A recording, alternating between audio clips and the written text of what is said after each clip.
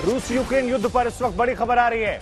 Putin की धमकी के बाद नाटो देशों की एक अहम बैठक हो रही है। आपको याद होगा, पुतिन की तरफ साफ साफ कहा गया था कि हम अपने परमाणु बमों को अलर्ट पर रख रहे हैं, अलर्ट जोन पर है, हाई अलर्ट पर रखा गया था, उनका इस्तेमाल हो सकता है परमाणु फोर्स का, ऐसे संकेत दिए थे।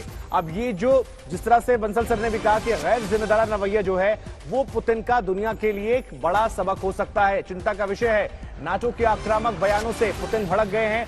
रूस यूक्रेन युद्ध पर इस वक्त की बड़ी खबर हम आपको बता रहे हैं। संजय सोई सर, ये जो रवैया है कि हमारे परमाणु बम जो हैं उनको हम हाई अलर्ट पर रख रहे हैं, यानी रूस क्या दुनिया की महातबाही को लेकर या कम से कम अपने आप को ऐसा प्रोजेक्ट कर रहा है कि वो अब दुनिया का एक बड़ा विलन बनता जा रहा है?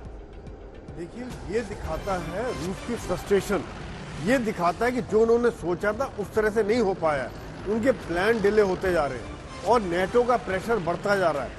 यूएन की जनरल असेंबली की इमरजेंसी मीटिंग बुलाई गई और जो एक के बाद एक सैंक्शन लगती जा रही है, दुनिया में रूस की बदनामी हो रही है।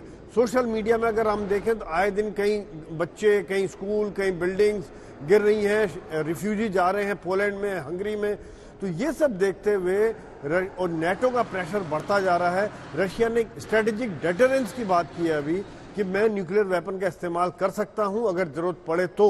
जी, ये डर डाला, एक साइकोलॉजिकल प्रेशर डाला उन्होंने, क्योंकि यहाँ डेटरेंस की बात की, यानी कि वो फर्स्ट इस्तेमाल शायद ना करें। वो कह रहे हैं कि मैं तैयार हूं, अगर जरूरत पड़ी तो मैं न्यूक्लियर वेपन या स्ट्रेटेजिक वेपन इस्तेमाल कर सकता हूं। नहीं बंसल सर, क्या ये एक दबाव बनाने की रूसी कोशिश नहीं है कि दुनिया के तमाम मुल्कों को जमावड़ा हो रहा है, उस पर दबाव बना रहे हैं, तो आप परमाणु हथियारों की बात कीजिए ताकि बाकी मुल्कों में खौफ पैदा हो? क्योंकि पुतिन के रवैये, उनके एटीट्यूड, उनके नेचर को लोग जानते हैं, वो बड़ा फैसला ले लेते हैं। क्या एक मनोवैज्ञानिक दबाव, फ्रस्ट्रेशन में बाकी मुल्कों पर, खासतौर पर यूरोपियन मुल्कों पर पुतिन इस बयान के जरिए दे रहे हैं? देखिए, बड़ा इरेशनल है। यूक्रेन एक छोटा सा कंट्री है, रशिया बहुत बड़ा है। छोटे कंट्री को कभी भी नॉन कन्वेंशनल वेपन के लिए इस्तेमाल नहीं किया जाता, it is other way round. जब छोटे कंट्री पे कोई दबाव पड़ता है, अगर उसके पास न्यूक्लियर वेपन है तो वो उसको इस्तेमाल कर सकता है।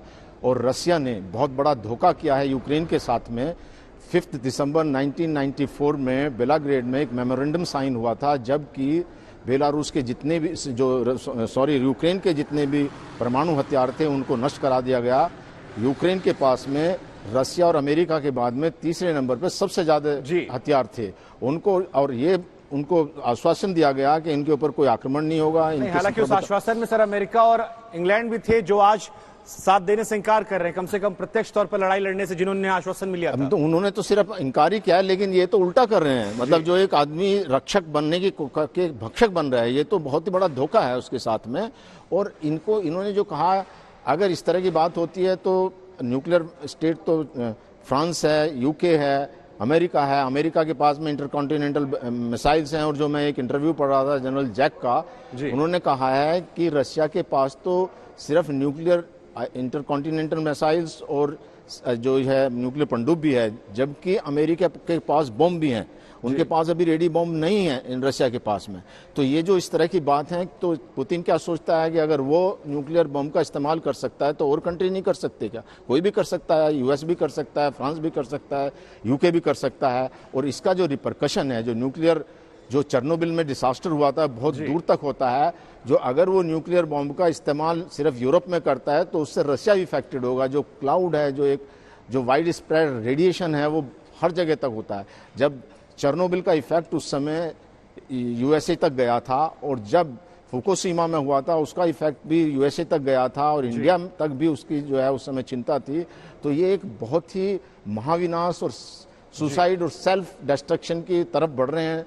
पुतिन को ये सोचना चाहिए इनको कैसे रोका जाए। ये बड़ी एक डिक्टेटर हैं, अपने किसी सलाहकार की बात नहीं मानते, और इस तरह से ये एक बहुत खतरनाक